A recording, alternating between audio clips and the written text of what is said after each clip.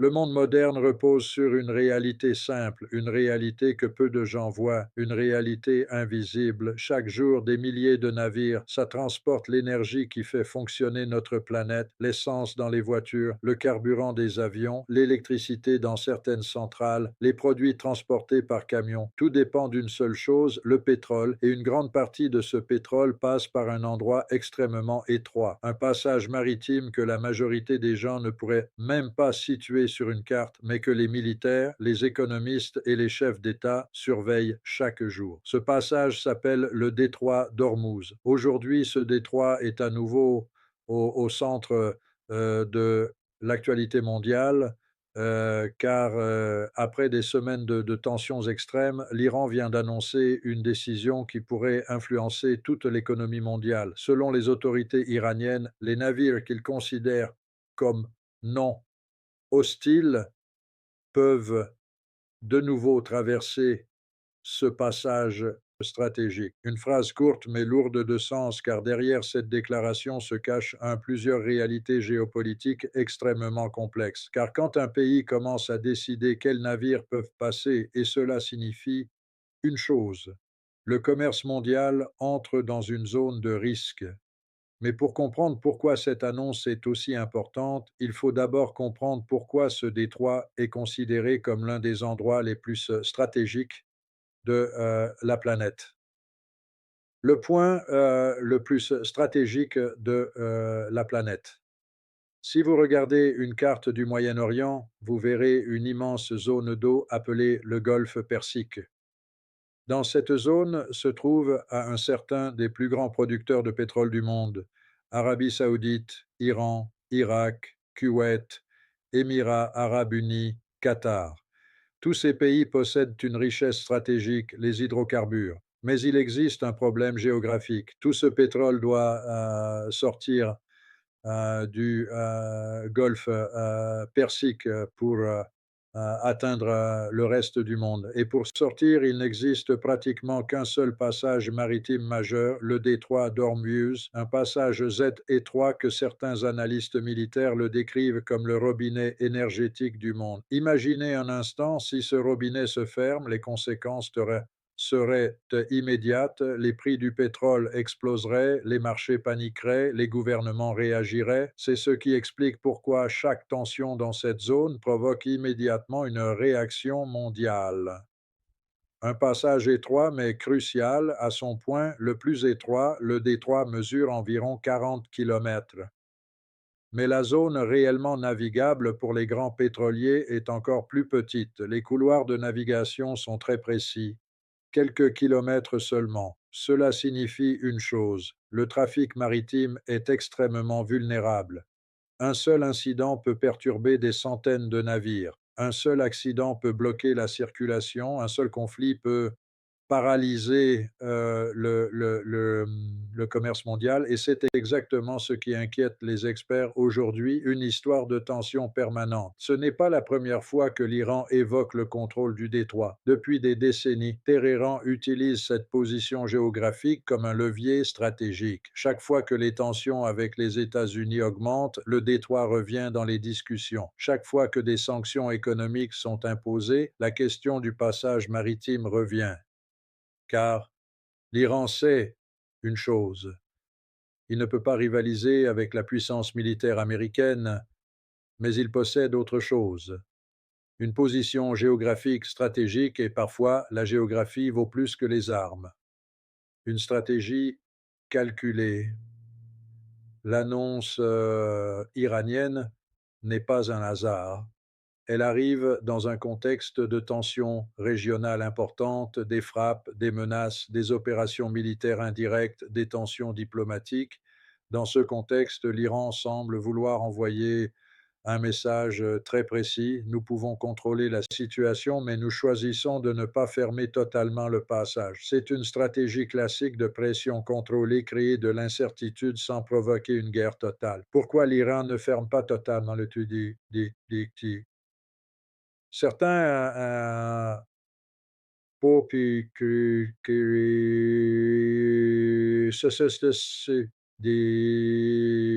Demander pourquoi l'Iran ne bloque-t-il pas complètement le passage? La réponse est simple, parce que cela serait extrêmement risqué. Bloquer totalement le détroit provoquerait probablement une intervention militaire internationale, car trop de pays dépendent de cette route. La Chine, l'Inde, l'Europe, le Japon, la Corée du Sud, même certains partenaires de l'Iran seraient affectés. Ce serait donc une décision extrêmement dangereuse. C'est pourquoi la stratégie actuelle semble différente. Au lieu de fermer totalement, l'Iran semble vouloir montrer qu'il peut contrôler sans aller trop loin. C'est une stratégie d'équilibre, une nouvelle forme de guerre. La guerre moderne ne se limite plus aux missiles, elle se joue aussi dans l'économie, les sanctions, les routes commerciales, les assurances, les chaînes logistiques. Aujourd'hui, perturber un détroit stratégique peut avoir autant d'impact qu'une opération militaire. Par exemple, si les assurances maritimes augmentent, le transport devient plus cher. Si le transport devient plus cher, les produits deviennent plus chers. Si les produits deviennent plus chers, l'inflation augmente et tout cela peut commencer par une simple déclaration politique. L'arme psychologique. La déclaration iranienne a aussi un impact psychologique, car les marchés fonctionnent beaucoup sur la perception du risque.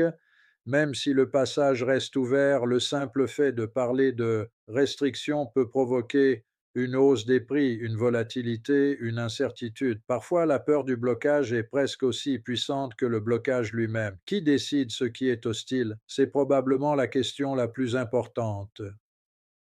L'Iran parle de navires non hostiles, mais la définition reste floue. Cela pourrait dépendre du pays du navire, de sa mission, de sa cargaison, de ses alliances. Cela introduit une nouvelle réalité. Le commerce maritime pourrait devenir politisé et cela inquiète de nombreux analystes, car cela créer un précédent dangereux. Une zone où une erreur peut tout changer. Dans une zone aussi tendue, le risque d'erreur est élevé. Un drone mal identifié, un navire suspect, une mauvaise communication, un radar mal interprété et la situation peut dégénérer rapidement. C'est ce que les militaires appellent le risque d'escalade accidentelle. Et dans l'histoire, plusieurs conflits ont commencé ainsi. Aujourd'hui, les grandes puissances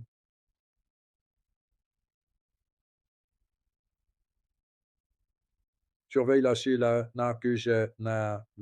surveillent la situation heure par heure, car ce qui se passe dans ce détroit peut influencer le prix de l'essence à Paris, le coût du transport à Dakar, le prix des produits en Asie. C'est ce qui rend cette zone si importante. Si le détroit d'Ormuz est aussi important, ce n'est pas seulement à cause de l'Iran, c'est aussi parce que les plus grandes puissances mondiales ont des intérêts directs dans cette zone. Et quand les grandes puissances ont des intérêts dans un endroit, cet endroit devient automatiquement dangereux, car chaque décision locale peut avoir des conséquences globales. Aujourd'hui, plusieurs pays surveillent la situation heure par heure, pas seulement les États-Unis, mais aussi la Chine, la Russie, l'Union européenne, l'Inde, le Japon, car tous ont une dépendance énergétique. La position des États-Unis. Les États-Unis considèrent depuis longtemps le détroit d'Ormuz comme une route maritime internationale. Cela signifie une chose très importante. Washington considère que personne ne doit contrôler ce passage pour les Américains. La liberté de navigation est une ligne rouge stratégique. C'est pour cela que la marine américaine est présente dans la région depuis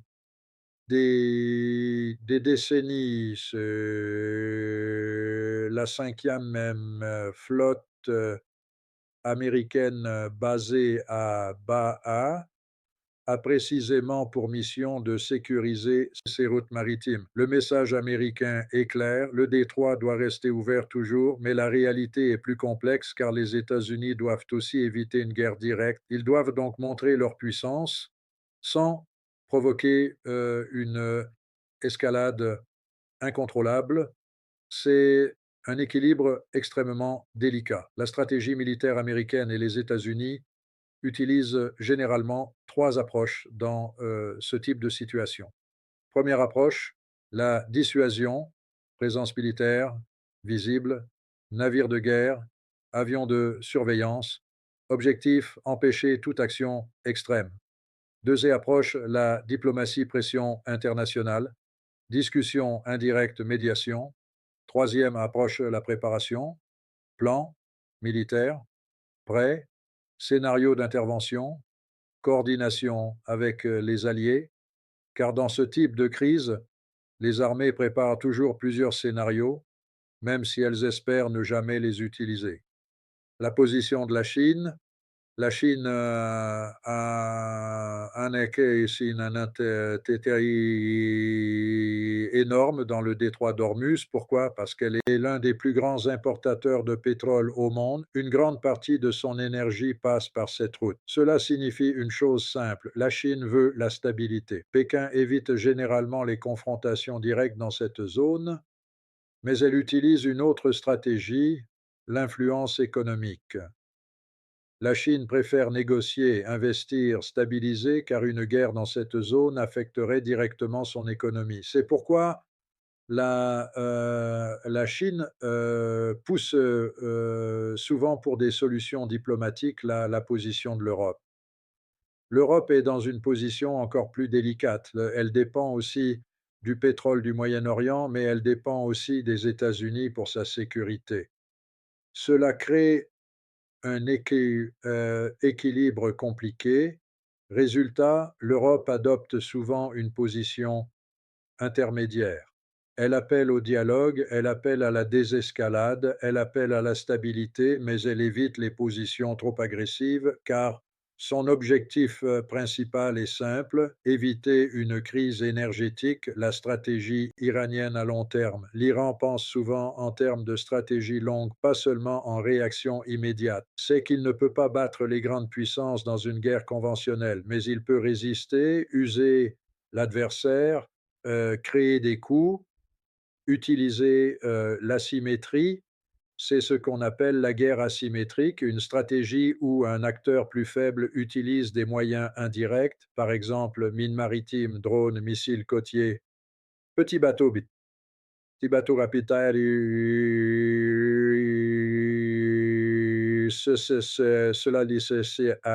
cela permet de créer un risque constant sans guerre totale. Une doctrine claire. Depuis plusieurs années, l'Iran développe une doctrine militaire spécifique pour le détroit d'Ormuz. Cette doctrine repose sur une idée simple.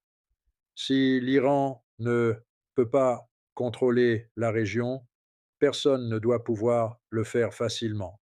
C'est une logique de dissuasion indirecte, créer suffisamment de risques pour décourager l'adversaire. Les armes utilisées dans ce type de stratégie, contrairement à ce que beaucoup imaginent, les armes les plus dangereuses dans cette zone ne sont pas forcément les plus grandes. Parfois, ce sont les plus petites. Par exemple, les mines marines. Une mine peut coûter quelques milliers de dollars, mais peut immobiliser un navire valant des centaines de milliers de Yedecesi,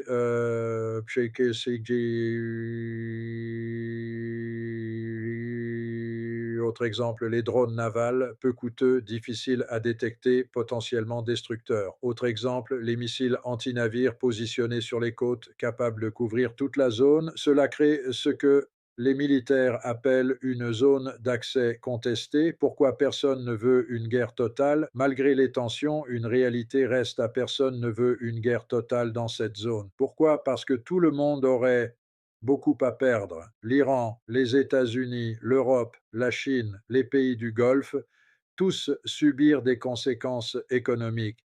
C'est ce qu'on appelle la dissuasion économique mutuelle, le facteur pétrole. Il faut comprendre une chose essentielle. Le pétrole reste aujourd'hui le carburant principal de l'économie mondiale. Même avec les énergies renouvelables, le monde dépend encore largement des hydrocarbures. Cela signifie que chaque perturbation dans le détroit d'Ormuz influence le prix du baril, le prix du transport, le coût industriel, le commerce mondial et donc la croissance économique mondiale. Le scénario catastrophe. Les experts ont imaginé plusieurs scénarios. Le pire scénario serait une fermeture complète du détroit. Que se passerait-il? Les prix du pétrole pourraient doubler, les marchés pourraient chuter, l'inflation pourrait exploser, certaines économies fragiles pourraient entrer en crise, mais ce scénario reste peu probable à court terme car les conséquences seraient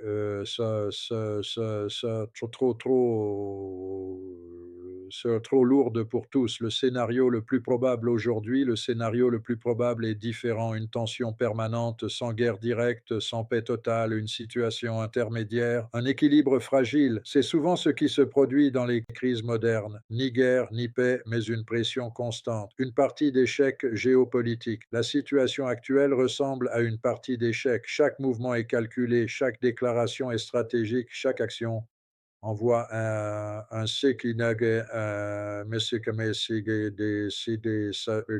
des services. Personne ne veut faire le premier mouvement risqué, mais personne ne veut paraître faible. C'est ce qui rend la situation instable. Le facteur temps. Dans ce type de crise, le temps est une arme. Parfois, attendre est une stratégie. L'Iran peut attendre, les États-Unis peuvent attendre, les marchés s'adaptent, mais la pression reste. C'est une guerre de patience, le risque d'erreur humaine. Ce qui inquiète le plus les experts,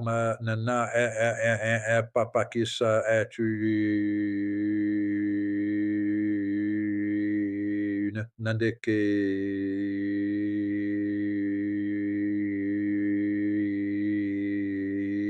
X s'est déplacé, c'est l'erreur humaine, un commandant nerveux, une mauvaise interprétation radar, une communication mal comprise. Dans une zone militarisée, cela peut suffire. C'est souvent ainsi que les crises commencent par par un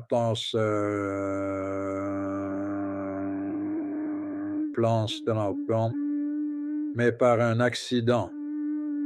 L'histoire montre une chose, Noël, les grands conflits commencent rarement comme prévu, ils commencent souvent par des incidents. C'est pourquoi les diplomates travaillent en permanence, même quand les tensions sont fortes, car maintenir des canaux de communication peut éviter une catastrophe. Aujourd'hui, la vraie question n'est pas le détroit est-il ouvert? La vraie question est combien de temps cette stabilité fragile peut durer? Car la situation actuelle repose sur un équilibre délicat. Et dans nos que si